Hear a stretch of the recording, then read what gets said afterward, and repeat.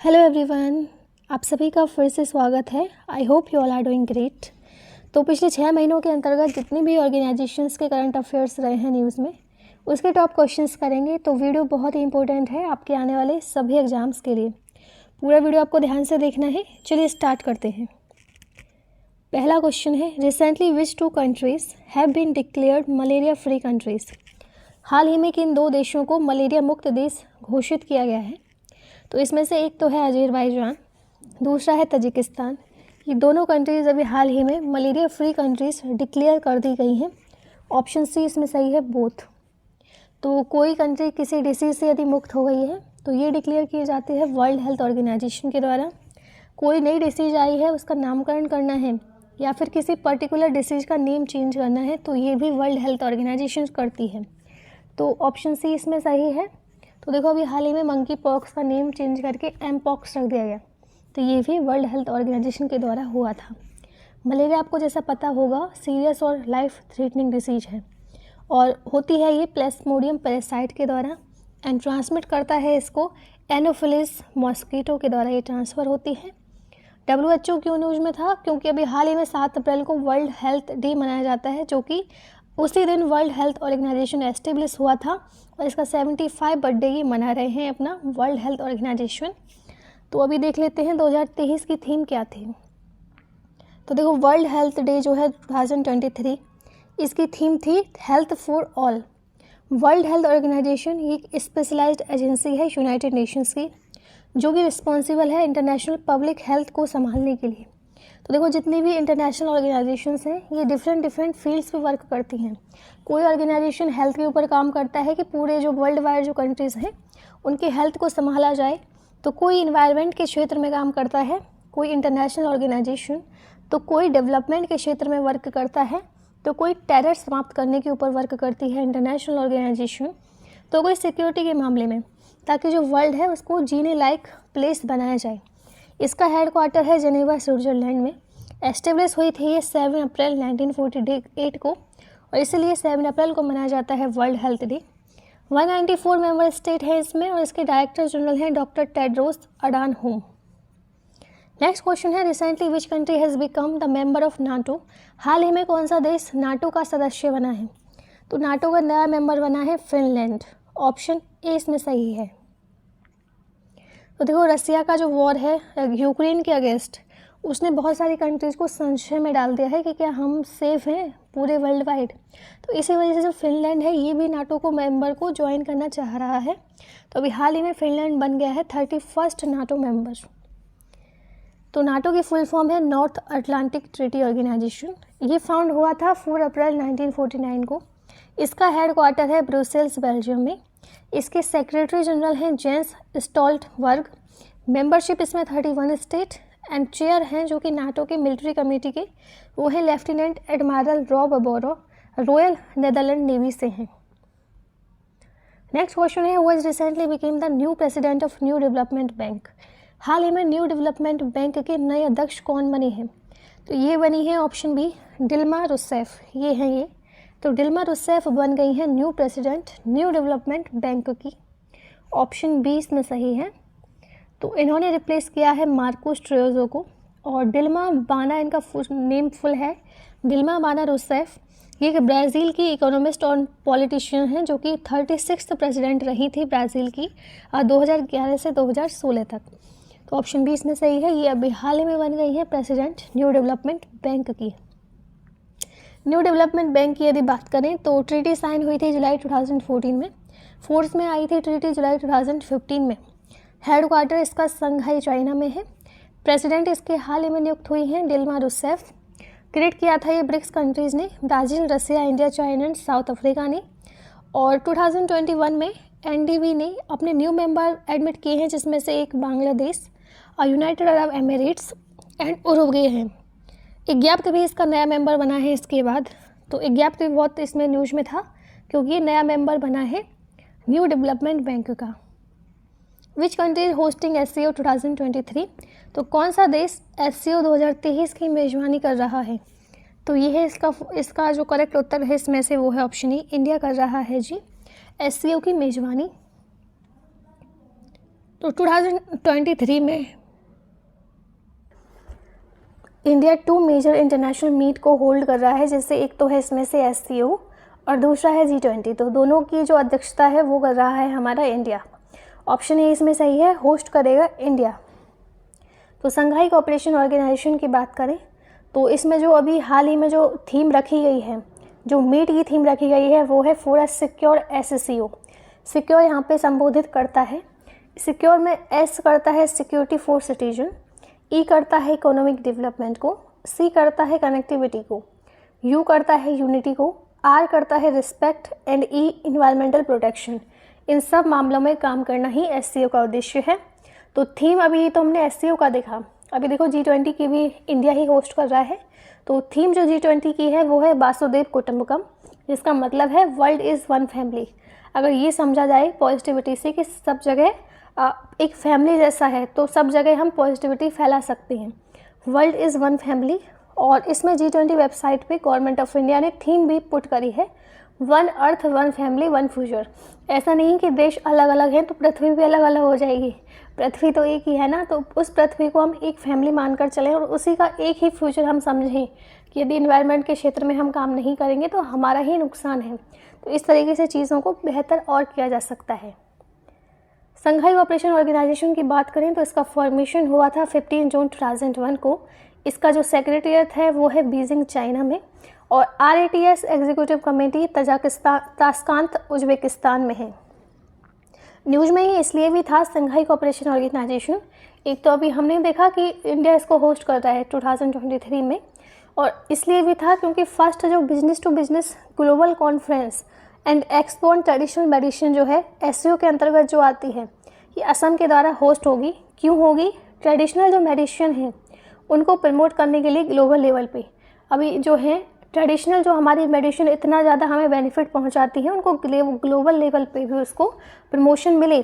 तो ये इवेंट जो होगा गुवाहाटी में होगा, इसलिए भी ये न्यूज़ में था। इसको भी आप याद कर लेना, एग्ज़ाम में कोई भी पॉइंट, कोई भी जो क्वेश्चन है वो किसी भी तरीके से आ सकता है। इंडिया और पाकिस्तान इसके 2017 में मेंबर बने थे, और ईरान जो है 9th परमानेंट मेंबर बन गया है संघाई कोऑपरेशन ऑर्गेनाइजेशन का 2023 में। ये भी इम्पोर्टेंट है, इसे भी आप याद कर लो या फिर नोट कर लो।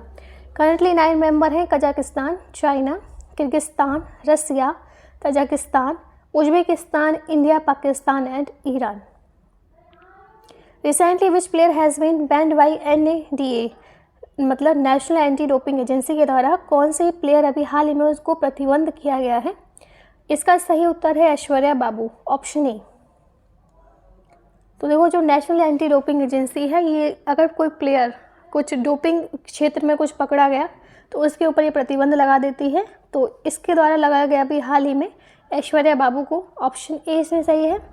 तो ये एक एनालोबिक स्टेरॉइड यूज करती हुई पाई गई हैं और इनकी एज है 25 ईयर्स। इन्होंने हाल ही में पहले जीत चुकी हैं ये ट्रिपल जंप गोल्ड चैम्पियनशिप, जो कि नेशनल रिकॉर्ड ब्रेकिंग इन्होंने हासिल किया है 14.14 मीटर में। National anti doping agency formation हुआ था 24 नवंबर 2005 को। पर्पज इसका था एंटी डोपिंग करना है स्पोर्ट्स में। हेडक्वार्टर इसका न्यू दिल्ली इंडिया में है। चेयरमैन है इसके मिनिस्ट्री ऑफ स्पोर्ट, जो कि इंडिया में ही है। एंड न्यूज़ में इसलिए था क्योंकि देखो ये भी जो है ना, इनको भी अभी हाल ही में बैन किया है। 4 ईयर का इनको बैन लगा है नाडा के द्वारा। कॉमनवेल्थ चैंपियन जो है वेट लिफ्टर संजीता चानू को, एक और जो पर्सन है शिवपाल सिंह, इनको भी सस्पेंड कर दिया गया है 2025 तक, जो कि जेवलिन थ्रोअर हैं। डोपिंग के क्षेत्र में ही इनको बैन कर दिया गया है, क्योंकि खेल में डोपिंग करते यदि कोई व्यक्ति पाया जाता है प्लेयर, तो उसको बैन कर दिया जाता है। तो देखो तीनों के नाम याद रख लो, एक तो ऐश्वर्या बाबू, एक ये है संजीता चानू और एक है शिवपाल सिंह। ये तीनों जो है इनको भी बैन कर दिया गया है। विच country has recently joined CPTPP, हाल ही में कौन सा देश CPTPP में शामिल हुआ है? तो ये हुआ है यूनाइटेड किंगडम, ऑप्शन ए। तो देखो CPTT जो है इसकी फुल फॉर्म है comprehensive and progressive agreement for trans pacific partnership. इसमें 11 कंट्रीज हैं, जिसमें ऑस्ट्रेलिया, ब्रुनेई, कनाडा, चीन, Japan, Malaysia, Mexico, New Zealand, Peru, Singapore and Vietnam ये आती हैं। और अभी यूनाइटेड किंगडम ने इसको ज्वाइन कर लिया है, तो हो गए हैं 12 कंट्रीज। इसका जो एम है वो है, और ट्रेड जो है मेंबर्स के बीच में, कंट्रीज के बीच में, उसमें टैरिफ को रिड्यूस करना है। यदि टैरिफ ज़्यादा होता है तो आपस में व्यापार करने में एक रेस्ट्रिक्शन सा लग जाता है, इसलिए टैरिफ को कम किया जाए ताकि जो वस्तुओं का आदान प्रदान है वो स्मूथली किया जाए। मार्केट एक्सेस को इम्प्रूव करना और इकोनॉमिक ग्रोथ को प्रमोट करना ही इसका उद्देश्य है CPTPP का। और दिसंबर 31, 2022 को ब्रिटेन ने फॉर्मली अप्लाई किया था ज्वाइन करने के लिए, और ये पहली यूरोपियन कंट्रीज बन गई है जिसको ये मौका हासिल हो चुका है। तो देखो मैप में भी आप देख सकते हैं इसको, जो कंट्रीज CPTPP में है। एक तो है इसमें Australia, New Zealand, Brunei, Vietnam, Japan, Malaysia, Singapore, Canada, Mexico, चील एंड पेरू। ये सब जो कंट्रीज़ हैं मैप में भी लोकेटेड हैं। Recently, IMF has declared $15.6 billion loan for which country. हाल ही में IMF ने किस देश के लिए 15.6 अरब डॉलर का ऋण घोषित किया है? तो इन्होंने किया है यूक्रेन के लिए। ऑप्शन सी इसमें सही है। तो न्यूज़ में इसलिए था क्योंकि IMF ने अप्रूव कर दिया है लोन यूक्रेन का। क्यों? क्योंकि जो युद्ध जो चल रहे हैं, रसिया यूक्रेन वॉर जो हो रहा है, उसकी वजह से जो इकोनॉमी है बिल्कुल एकदम ऐसा हो गया है, बिल्कुल नीचे आ गई है। तो उसको जो है कोप अप करने के लिए इन्होंने लोन प्रोवाइड किया है। ऑप्शन सी इसमें सही है। IMF की यदि बात करते हैं तो ये फाउंड हुई थी 27 दिसंबर 1944 को ब्रेटन वुड कॉन्फ्रेंस में, और ऑपरेशन में आई थी 1945 को। और आज एक ऐसी इंटरनेशनल ऑर्गेनाइजेशन है जिसमें 190 मेंबर कंट्रीज़ हो गई हैं। इसका हेडक्वार्टर है IMF का वाशिंगटन DC USA, और ये स्पेशलाइज्ड एजेंसी है यूनाइटेड नेशंस की। IMF जो है हेड की जाती है मैनेजिंग डायरेक्टर के द्वारा, जो कि एग्जीक्यूटिव बोर्ड के द्वारा इलेक्ट होता है और जिसका टर्म ऑफ ऑफिस होता है 5 साल। अभी हाल ही में मैनेजिंग डायरेक्टर हैं क्रिस्टेलिना जॉर्जिया, जो कि बुल्गारिया से हैं। डिप्टी MD हैं Gita Gopinath, and chief economist हैं पियरे ओलिवियर गोरेंचेस, जो कि फ्रांस से हैं। तो कंट्री जो है फाइनेंशियल असिस्टेंस सीख करती हैं IMF से, और क्यों करती हैं? तो अभी हम खबरों में देखते हैं कि किसी कंट्री को IMF ने लोन प्रोवाइड किया, या फिर लोन के लिए वो एग्री हो गई। तो IMF का काम ही है डेवलपमेंट करना और लोगों को या फिर कंट्रीज़ को जो वो क्राइसिस में फंस चुकी हैं उससे बाहर निकालना। तो रिसेंटली IMF ने अप्रूव किया था बेल आउट प्लान श्रीलंका के लिए, जिसमें उन्होंने लोन रखा था $3 बिलियन का। एंड इंटरनेशनल मॉनेटरी फंड जो है ये नेगोशिएट कर रही है, जो कि न्यूज़ में भी पॉइंट्स आए हैं, पाकिस्तान के साथ, ताकि वो अपना जो 1.1 बिलियन USD फंडिंग है उसको वो भी अपना नेगोशिएट कर सकें।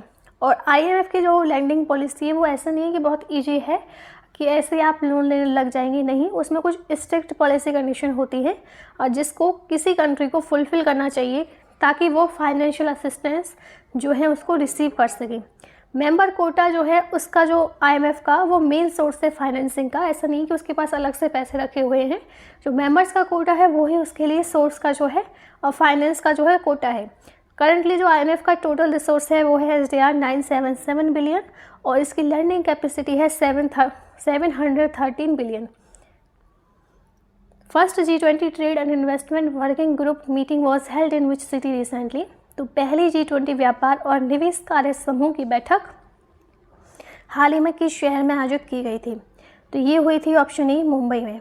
तो देखो इसकी शॉर्ट फॉर्म है TIWG मीटिंग, जो है इंपॉर्टेंट फोरम है जिसमें 100 डेलीगेट और G20 मेंबर कंट्रीज़ के इनवाइट किए जाते हैं और डिस्कशन होता है ग्लोबल ट्रेड और इन्वेस्टमेंट पे। ऑप्शन ए इसमें सही है, मुंबई में। तो G20 जो है एक इंटर गवर्नमेंटल फोरम है जिसमें 19 कंट्रीज़ हैं और एक यूरोपियन यूनियन है। फॉर्मेशन इसका हुआ था 26 सितंबर 1999 को। इसके चेयरमैन जो होते हैं इनकम्बेंट होते हैं, और अभी हाल ही में इसकी जो चेयरमैनशिप करेंगे वो हैं इंडिया के नरेंद्र मोदी, जो कि प्राइम मिनिस्टर हैं। G20 मेंबर्स को यदि आप मैप में लोकेट करें तो ये है Canada, US, Mexico, Brazil, Argentina. तो देखो इंडिया के साथ यदि आपको मैप लगाने को आए तो इंडिया को पहले आप सबसे पहले ही देख लिया करो। इंडिया आ रहा है सबसे पहले, फिर इसके बाद चाइना ऊपर, फिर और ऊपर रसिया। इसके मिडिल ईस्ट कंट्रीज़ में यदि हम जाएंगे तो सऊदी अरेबिया, टर्की, फिर इटली आता है, फिर इधर से हट जाएंगे UK, Germany, France, South Africa, Indonesia, Japan, South Korea, Australia, Argentina, Brazil, Canada, US and Mexico. Okay, next question है, recently International Criminal Court issued arrest warrant against which country. हाल ही में अंतर्राष्ट्रीय आपराधिक न्यायालय आईसीसी ने किस देश के खिलाफ गिरफ्तारी वारंट जारी किया है? इन्होंने किया है रशिया के खिलाफ, ऑप्शन ए। तो देखो, इंटरनेशनल क्रिमिनल कोर्ट, इसका हेडक्वार्टर हेग नीदरलैंड में है। ये फाउंड हुआ था 1 जुलाई 2002 को एंड रोम इटली में फाउंड हुआ था। इसके लीडर्स की यदि बात करें तो प्रेसिडेंट हैं इसके Piotr Hofmanski, first vice president हैं Luz del Carmen Ibanez Carranza. SCO summit on collaboration in sport and physical fitness was held recently in. खेल और शारीरिक फिटनेस में सहयोग पर SCO शिखर सम्मेलन हाल ही में कहाँ आयोजित किया गया था? तो ये हुआ था न्यू दिल्ली में। तो समिट जो है इसका एम है एक्सप्लोर करना है अपॉर्चुनिटी को जो कि फील्ड ऑफ स्पोर्ट में कोलैबोरेशन करने के लिए, ताकि फिजिकल फिटनेस को बढ़ाया जाए और स्ट्रेंथन किया जाए जो भी कॉमन कमिटमेंट है हमारे स्पोर्ट में। ये समिट अटेंड हुई थी रिप्रेजेंटेटिव ऑफ 6 नेशन के द्वारा, जिसमें से कजाकिस्तान आता है, Kyrgyzstan, Russia, Uzbekistan and India and Pakistan, जिन्होंने पार्टिसिपेट किया है डिस्कशन में as a person to person. और रिप्रेजेंटेटिव रहे हैं इसमें चाइना और ताजिकिस्तान जो हैं, इन्होंने वर्चुअली पार्टिसिपेट किया है। Intercontinental panel on climate change held it's meeting recently in. जलवायु परिवर्तन पर अंतर सरकारी पैनल ने हाल ही में अपनी बैठक कहाँ आयोजित की है? तो इन्होंने की है स्विट्जरलैंड में, ऑप्शन ए। तो रिपोर्ट जो है एम्फेसाइज करेगी जो कि 1.5 डिग्री सेल्सियस का टारगेट है उसको मीट करने के लिए, और जो कि ग्लोबल गोल है, ये सिर्फ इंडिया का नहीं पूरे ग्लोबल गोल है 1.5 डिग्री सेल्सियस का टारगेट अचीव करना। और जो सिंथेसिस रिपोर्ट है ये प्रोवाइड करेगी नॉन टेक्निकल समरी जो भी प्रीवियस रिपोर्ट है उसकी, जो कि रिलीज हुई थी 6th असेसमेंट साइकिल सिंस 2018 के द्वारा। International panel on climate change, यहाँ पे फ़ोटो इसका लग गया है दूसरी ऑर्गेनाइजेशन का, इसको आप करेक्ट कर लेना। तो फॉर्मेशन इसका 1988 में हुआ था। हेडक्वार्टर इसका जेनेवा स्विट्जरलैंड में है और इसके चेयर हैं होइस्विंग ली, वाइस चेयर हैं Youba Sokona. Who recently hosted the vice ministerial meeting of I2U2। हाल ही में I2U2 की उप मंत्रालय बैठक की मेजबानी किसने की? तो ये की थी ऑप्शन ए, UAE ने। तो I2U2 जो है एक जॉइंट इनिशिएटिव है जिसमें कंट्रीज़ हैं India, Israel, USA and UAE। इसका मेन ऑब्जेक्टिव है सिक्योरिटी ऑपरेशन करना, और टेक्नोलॉजी हब जो है फूड सिक्योरिटी है और अदर डिफरेंट एनर्जी फील्ड हैं उसमें साथ मिलकर काम करना। UAE ने हाल ही में होस्ट की है वाइस मिनिस्ट्रियल मीटिंग जो कि I2U2 की है, और ये हुई थी आबू धाबी में। अटेंड हुई थी ये economic growth, energy and environment secretary जो कि USA के हैं, प्राइम मिनिस्टर जो कि इजराइल के हैं एंड PM मोदी हमारे, एंड UAE प्रेसिडेंट के द्वारा। In which country is the headquarter of Asian Development Bank located. एशियाई विकास बैंक का मुख्यालय किस देश में स्थित है? तो ये है ऑप्शन डी, फिलीपींस में। तो एशियन डेवलपमेंट बैंक अभी हाल ही में क्यों न्यूज़ में थी देख लेते हैं। तो सबसे पहले ये फाउंड हुई थी 19 दिसंबर 1966 को। हेडक्वार्टर इसका मनीला फिलीपींस में है। प्रेसिडेंट हैं इसके मसात्सुगु असाकावा। न्यूज़ में इसलिए थी क्योंकि ADB जो है इसने अभी हाल ही में लोन एग्रीमेंट साइन किया है इंडियन गवर्नमेंट के साथ 1.22 बिलियन डॉलर लोन प्रोवाइड करने के लिए। किस प्रोजेक्ट के लिए? फंडिंग के लिए। कौन से प्रोजेक्ट के लिए? ताकि कनेक्टिविटी को इम्प्रूव किया जाए और इंफ्रास्ट्रक्चर को इम्प्रूव किया जाए 4 इंडियन स्टेट्स में, जिसमें इंक्लूड करते हैं पावर सेक्टर और हाईवे जो है नॉर्थ ईस्ट सेक्टर की, जिसमें आता है त्रिपुरा और असम। और मेट्रो रेलवे नेटवर्क जो है इसको एक्सपेंड करने के लिए साउथर्न सिटी में, चेन्नई में, और इम्प्रूव करने के लिए की इकोनॉमिक एरिया जो कि वेस्टर्न स्टेट है महाराष्ट्र का। इन सब के लिए जो फंडिंग है ADB के द्वारा इसमें अप्रूव हुई है, इंडियन गवर्नमेंट के साथ एग्रीमेंट हुआ है। न्यूज़ में थी, इंपॉर्टेंट है, याद रख लेना। और ये वाली चीज़ें आप याद कर लो कौन कौन से क्षेत्र में फंडिंग होगी। Headquarter of UNESCO is at. UNESCO का मुख्यालय कहाँ पे है? तो यूनेस्को का है पेरिस में, ऑप्शन बी इसमें सही है। न्यूज़ में इसलिए था क्योंकि आपने अभी न्यूज़ देखी होगी इसकी। विश्व भारती यूनिवर्सिटी जो है जो कि वेस्ट बंगाल में है, इसको हेरिटेज डेस्टिनेशन का दर्जा मिल गया है यूनेस्को के द्वारा। और एक और बात जो न्यूज़ में थी यूनेस्को की वो ये थी क्योंकि 26% पॉपुलेशन जो है इसमें सेफ़ ड्रिंकिंग वाटर नहीं है, पीने योग्य पानी। तो ये भी यूनेस्को की रिपोर्ट ने अभी हाल ही में कंक्लूजन निकाली थी। तो यूनेस्को की बात करें, इसकी फुल फॉर्म है United Nation educational, scientific and cultural organisation. ये ईयर ऑफ फॉर्मेशन है इसका 1945। इसका हेड क्वार्टर है पेरिस, फ्रांस में, और इसके हेड हैं ऑड्रे अजोले जो कि डायरेक्टर जनरल हैं।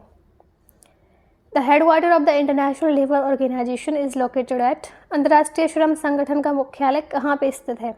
तो ये स्थित है जेनेवा में। ऑप्शन बी इसमें सही है। तो देख लेते हैं, इंटरनेशनल लेबर ऑर्गेनाइजेशन ये हुई थी एस्टेब्लिश्ड 11 अप्रैल 1919 को। हेडक्वार्टर इसका जेनेवा स्विट्जरलैंड में है। डायरेक्टर जनरल इसके गिलबर्ट होंगबो हैं जो कि टोगो से हैं। इसमें फ़िलहाल 187 मेंबर स्टेट हैं। न्यूज़ में भी इसलिए था क्योंकि इंपॉर्टेंट है, देख लो आप, इसको याद रखना है एग्जाम के पॉइंट ऑफ व्यू से। इंटरनेशनल लेबर ऑर्गेनाइजेशन जो कि जेनेवा में है, इसने controller and auditor general of India को चुना है और सर्व करने के लिए एज अ एक्सटर्नल ऑडिटर 4 साल के लिए 2024 से 2027 तक।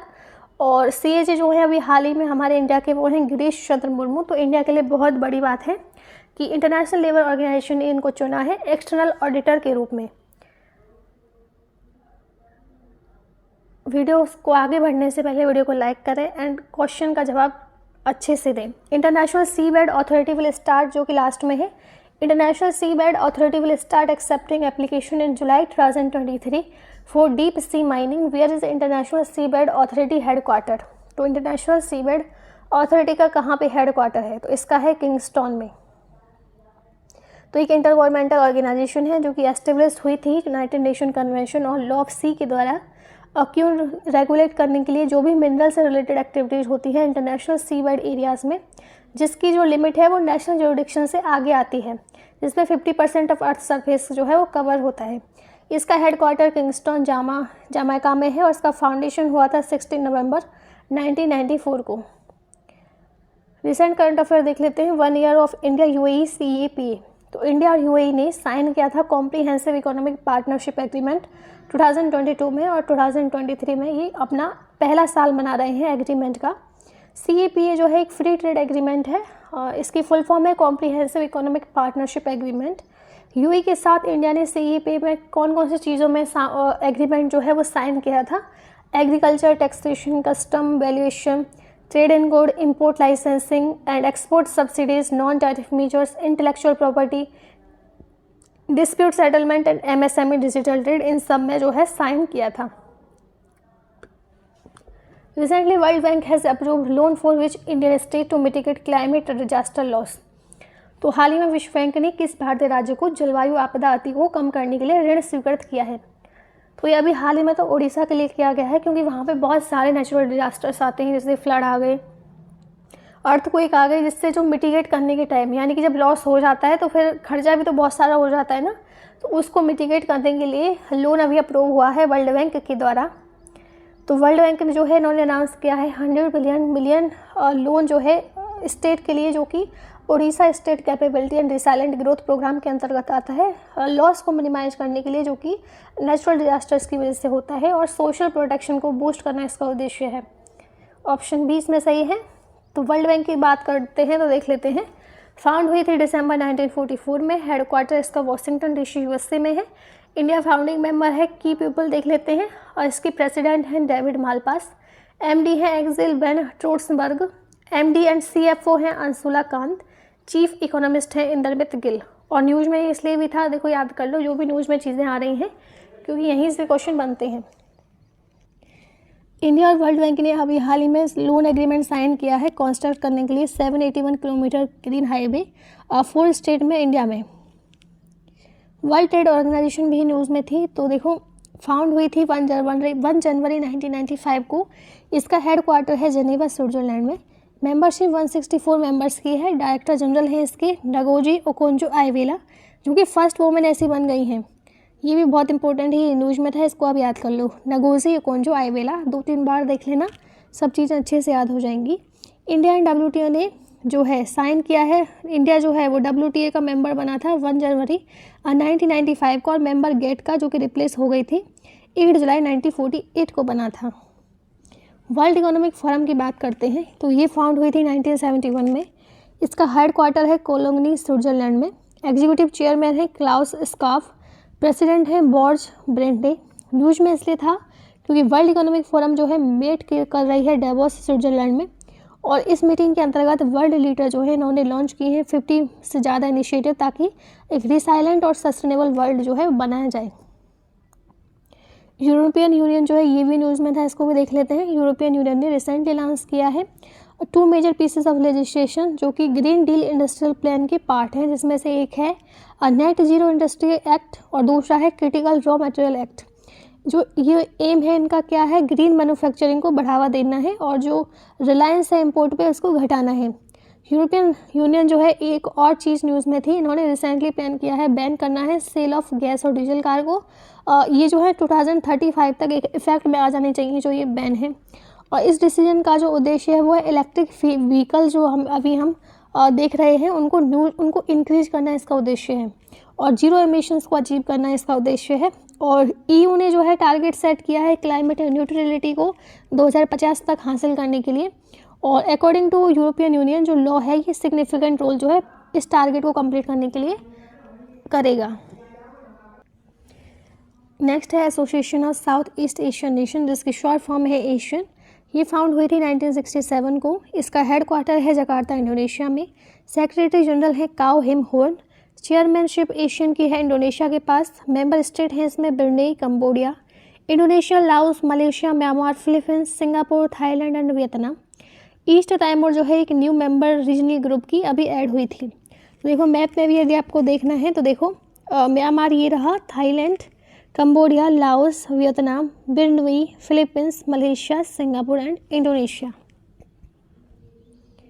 बिम्स्टेक की बात करते हैं, इसकी फुल फॉर्म है Bay of Bengal initiative for multi sectoral technical and economic cooperation.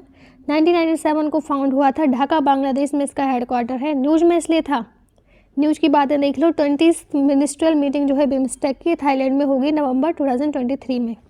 6th BIMSTEC summit. तो देखो ये रही कंट्रीज जो कि बिम्स्टेक की मेंबर्स हैं। इसमें से एक India, Nepal, Bhutan, Myanmar, Bangladesh and Thailand and Sri Lanka. Shark की बात करें 1985 में फाउंड हुआ था। हेडक्वार्टर इसका काठमांडू नेपाल में है।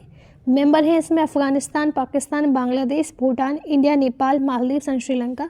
ऑब्जर्वर स्टेट भी हैं लेकिन ये मेंबर हैं। सेक्रेटरी जनरल हैं इसके गोलम सरबार जो कि बांग्लादेश से हैं। अफगानिस्तान, पाकिस्तान, तो देखो मैप में यदि आपको लगाने को आए ईस्ट टू वेस्ट या वेस्ट टू ईस्ट तो एक बार मैप को अच्छे से देख लो कि कहाँ कहाँ पे ये कंट्रीज लोकेटेड हैं। तो देखो India, Pakistan, Afghanistan western side आता है, बांग्लादेश एंड नेपाल। नेपाल में तो इसका हेडक्वार्टर भी है Kathmandu, Nepal and Bhutan. Who has release recently world energy transition outlook 2023। हाल ही में विश्व ऊर्जा संक्रमण आउटलुक 2023 किसने जारी किया है? तो ये किया गया है इंटरनेशनल रिन्यूएबल एनर्जी एजेंसी के द्वारा। फॉर्मेशन इसका हुआ था 26 जनवरी 2009 को। हेडक्वार्टर इसका Abu Dhabi, United Arab Emirates में है। इसके डायरेक्टर जनरल हैं Francesco La Camera. The first meeting of W20 under India G20 presidency was held in which city. Bharat की G20 अध्यक्षता के तहत W20 की पहली महिला बैठक के शहर में आयोजित हुई थी। तो ये हुई थी संभाजीनगर में, जिसका जो पहले नाम था वो था Aurangabad. Which railway station has been awarded a 5-star Eat-Right Station certification by FSSAI for providing quality and nutritious food to passengers recently? किस रेलवे स्टेशन को यात्रियों को गुणवत्तापूर्वक और पौष्टिक भोजन प्रदान करने के लिए FSSAI द्वारा 5-star Eat-Right स्टेशन प्रमाणन से सम्मानित किया गया है? तो इसको किया गया है वाराणसी कैंट को, ऑप्शन सी। तो ये जो FSSAI है इसका फॉर्मेशन हुआ था 5 सितंबर 2008 को। न्यू दिल्ली में इसका हेडक्वार्टर है। Union minister of health and family welfare के अंतर्गत काम करती है। चेयरपर्सन है Rita Tewatia. International solar alliance जो है इसका फॉर्मेशन हुआ था 30 नवंबर 2015 को। फाउंड हुई थी पेरिस, फ्रांस में। हेडक्वार्टर इसका गुरुग्राम, हरियाणा में है जो कि इंडिया में है। डायरेक्टर जनरल हैं अजय माथुर। न्यूज़ में इसलिए था क्योंकि इंडिया ने वेलकम किया है कॉन्गो को मेंबर के रूप में इंटरनेशनल सोलर अलायंस में। तो इंटरनेशनल सोलर अलायंस में कॉन्गो न्यू मेंबर बन गया है।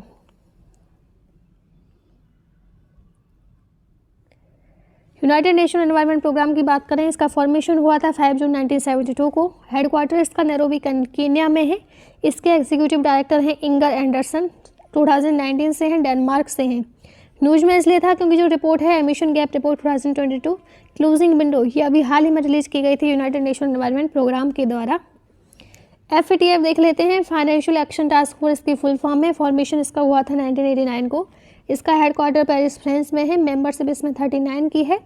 अब प्रेसिडेंट इसके हैं जो कि अभी हाल ही में नियुक्त हुए थे, राजा कुमार। न्यूज़ में इसलिए था क्योंकि FATF ने रसिया की जो मेंबरशिप है उसको सस्पेंड कर दिया है क्योंकि अभी हाल ही में चल रहा था रसिया यूक्रेन वॉर। पाकिस्तान को रिमूव कर दिया गया है FATF की जो ग्रे लिस्ट होती है टेरर फाइनेंस के मामले में। तो FATF के पास अधिकार होता है, वो किसी भी कंट्री को जो है वो ग्रे लिस्ट में डाल सकती है, ब्लैक लिस्ट में डाल सकती है, या फिर किसी की मेंबरशिप जो है सस्पेंड कर सकती है यदि कोई व्यक्ति टेरर के क्षेत्र में ज़्यादा है। यूनाइटेड नेशंस की बात करें, ये एस्टेब्लिश हुआ था 1945 को। हेडक्वार्टर इसका न्यूयॉर्क सिटी में है। सेक्रेटरी जनरल है Antonio Guterres. Area of involvement human right, economic development, international relation, equality, trust, territory.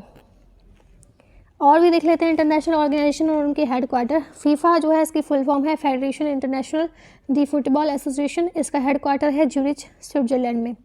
FIA जिसकी फुल फॉर्म है इंटरनेशनल हॉकी फेडरेशन, इसका जो हेडक्वार्टर है वो है लोसाने स्विट्जरलैंड में। IAEA इसकी फुल फॉर्म है इंटरनेशनल एटॉमिक एनर्जी एजेंसी, इसका हेडक्वार्टर है वियना ऑस्ट्रिया में। ICJ international court of justice Hague Netherlands में इसका हेडक्वार्टर है।